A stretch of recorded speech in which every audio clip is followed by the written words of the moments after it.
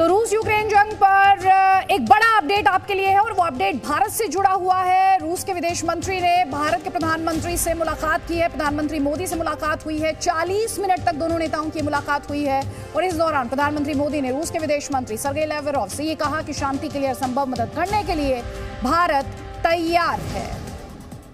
तो बड़ी खबर, रूस यूक्रेन के बीच जंग जिसमें भारत को जानकारी दी गई है। भारत के प्रधानमंत्री नरेंद्र मोदी से मिले रूस के विदेश मंत्री सर्गेई लैवरोव और भारत ने कहा कि शांति के लिए भारत हर संभव मदद करने के लिए तैयार है। और थोड़ी देर पहले याद कीजिए इमरान खान क्या कह रहे थे, इंडिपेंडेंट फॉरेन पॉलिसी को इंडिया ने फॉलो किया है जिससे कि डिविडेंड्स भारत को मिले हैं, भारत को उसका फायदा हुआ है और आप इसे जो मौजूदा वर्ल्ड ऑर्डर है उसमें भारत के कद से भी जोड़कर देख सकते हैं।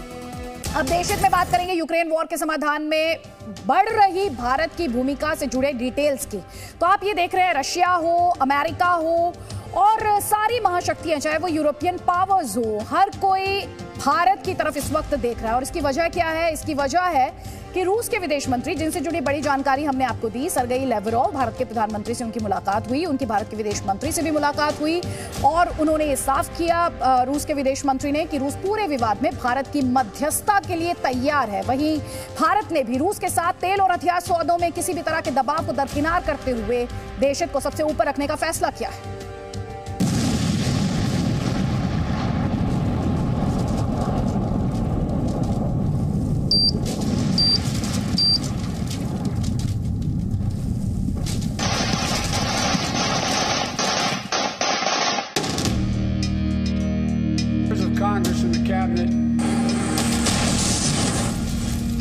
एक तरफ यूक्रेन में लगी जंग की आग में लोगों की जिंदगियां स्वाहा हो रही हैं। रूस का हमला थम नहीं रहा।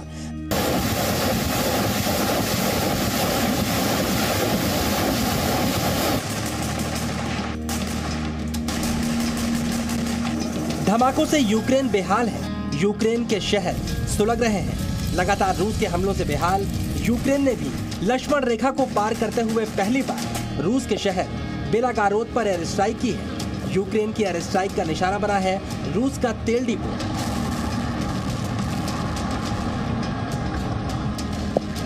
जिसमें लगी आग रूस के गुस्से की आग को भी भड़का सकती है। अब इस एयर स्ट्राइक के यूक्रेन को क्या परिणाम भुगतने होंगे, इसकी अपडेट भी हम आपको देंगे। लेकिन पहले समझिए यूक्रेन में हो रहे धमाकों से कैसे दुनिया में उथल पुथल मची है और कीव में मचे घमासान के बीच किस तरह दिल्ली कूटनीति का केंद्र बना हुआ है।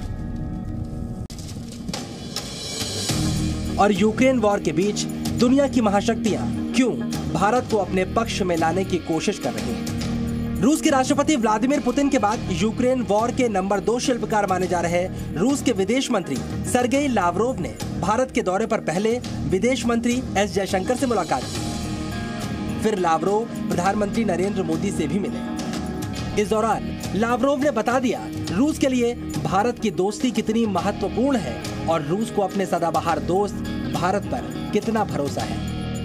लैवरोव के इस बयान को बेहद ध्यान से सुनिएगा। У меня такая уверенность есть, безусловно, потому что это партнерство, оно не зависит от каких-то конъюнктурных соображений, тем более оно не зависит от... ये अपने दोस्त भारत पर रूस का भरोसा है, लेकिन अपने इस बयान में लैवरोव जिस अमेरिकी दबाव की बात कर रहे हैं, पहले अब उसे भी समझिए। किस तरह रूस के विदेश मंत्री सर्गेई लैवरोव की यात्रा से पहले बाइडेन ने बड़ा कदम उठाते हुए अपने दूत को भारत भेजा, जो भारत को धमका सके और यूक्रेन वॉर के दौरान भारत को ऐसा कोई भी कदम उठाने से रोक सके जिससे रूस को सीधा फायदा हो। ये है अमेरिका के डिप्टी एनएसए दलीप सिंह, जो लैवरोव से पहले भारत पहुंचे थे, जिन्होंने सर्गेई लैवरोव की विदेश मंत्री एस जयशंकर और प्रधानमंत्री नरेंद्र मोदी से मुलाकात के पहले ही भारत को धमकाने की कोशिश की। भारत को धमकाने के दौरान दलीप सिंह ने चीन का भी नाम लिया, भारत और रूस के बीच हो रहे तेल समझौते का भी जिक्र किया और रूस भारत के रक्षा संबंधों का विकल्प बनने की कोशिश भी की। दलीप सिंह ने भारत को रूस की दोस्ती के साइड इफेक्ट्स बताते हुए चीन और रूस की दोस्ती की याद दिलाई। इशारा चीन और अमेरिका की अदावत पर भी था। दलीप सिंह ने कहा, चीन अगर एलएसी का उल्लंघन करेगा तो रूस उसे बचाने नहीं आएगा। रूस चीन का जूनियर पार्टनर बन चुका है। भारत रूस तेल डील पर निशाना साधते हुए दलीप सिंह ने कहा कि भारत रूस पर ऊर्जा निर्भरता को कम करे और डॉलर का विकल्प अमेरिका को मंजूर नहीं है। इशारा तेल के बदले रूस को रूबल में पेमेंट देने के विकल्प पर था। इसके अलावा दलीप सिंह ने यह भी कहा कि जो भी देश अमेरिकी प्रतिबंधों को दरकिनार करेगा उसे इसका अंजाम भी भुगतना होगा। अब अमेरिका की धमकियों पर भारत की चिंताओं और समाधान को भी समझिए। ये बात सच है कि रूस और चीन के बीच संबंध काफी मजबूत हुए हैं। भारत आने से पहले रूस के विदेश मंत्री चीन भी गए थे। इस यात्रा के दौरान चीन के विदेश मंत्रालय का ये बयान भी बहुत कुछ साफ करता है। 谈判的大方向相向而行，就政治解决方案形成共识，避免局势进一步升级，早日恢复和平。现在啊，如果再纠缠于这个问题的话呢，就是。 लेकिन यहाँ पर अमेरिका को यह भी नहीं भूलना चाहिए कि चीन की नाराजगी और मना करने के बावजूद रूस ने भारत को S-400 की आपूर्ति की थी। दूसरी बात, अगर रूस भारत की मदद के लिए नहीं आएगा तो अमेरिका भी चीन के खिलाफ भारत की सीधी मदद नहीं करेगा। यूक्रेन मामले में अमेरिका की नीति दुनिया के सामने है। हथियारों की बात करें तो भारत अपने काम के हथियार रूस से भी खरीदता है, अमेरिका से भी लेता है और दुनिया के दूसरे देशों के विकल्प भी खुले हैं। और रही बात चीन की, तो चीन से भारत किसी देश की मदद से नहीं टकराएगा। अपनी ताकत के बल पर भारत अपनी जमीन की रक्षा करने की हैसियत रखता है। जब यूरोप के देश रूस से तेल खरीद सकते हैं, गैस खरीद सकते हैं, कोयला खरीद रहे हैं 40%, राइट, तो हम क्यों नहीं कुछ अपने ऑनगोइंग हमारे जो रिश्ते हैं रशिया से, हम भी उन चीजों में ऑनगोइंग रहे जैसे यूरोप रह रहा है। चलिए बात करते हैं भारत और रूस तेल डील की। तो जब रूस के तेल और गैस के आयात पर अमेरिका और यूरोप ने प्रतिबंध लगाए, तेल के बढ़ते दामों के बीच भारत के लिए भी ये ऑफर काफी अच्छा था। अब सवाल उठता है, इससे अमेरिका को क्या परेशानी है?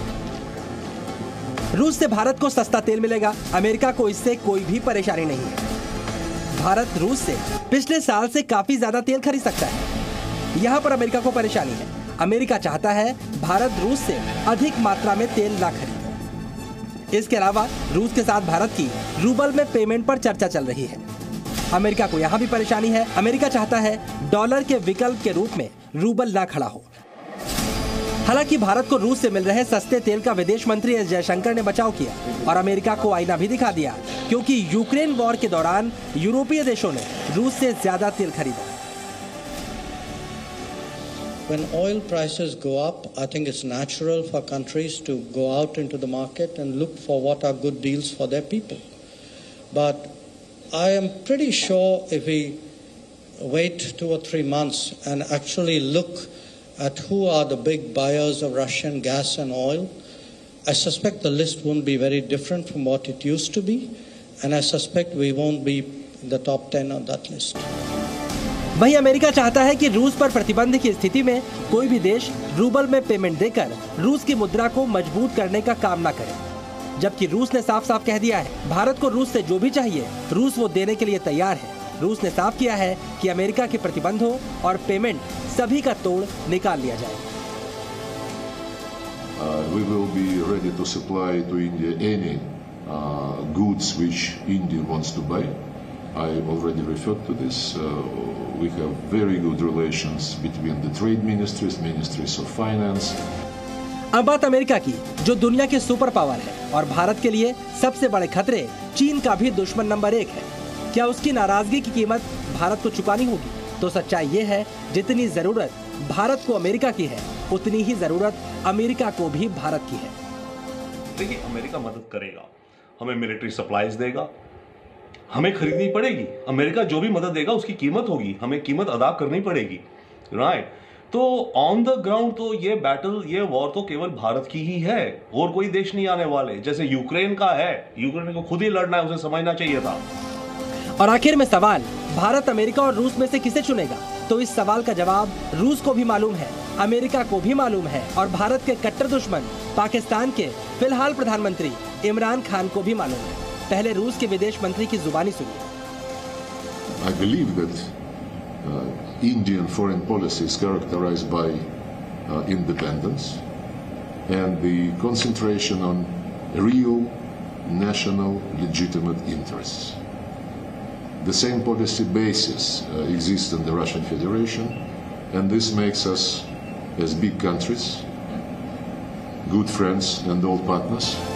और आजकल यही बात पाकिस्तान के प्रधानमंत्री इमरान खान भी अपनी जनता को समझाने की कोशिश कर रहे हैं। यानी दुनिया की सुपर पावर अमेरिका प्रेशर बनाए या फिर कोई दूसरा देश, भारत को कोई फर्क नहीं पड़ता। रूस भारत का पुराना और भरोसेमंद दोस्त है। ऐसे में भारत यूक्रेन वॉर के बीच रूस को अकेला नहीं छोड़ेगा और भारत के लिए देश हित सर्वोपरि। Presenting B News app, available on Google Play and App Store. Download it now.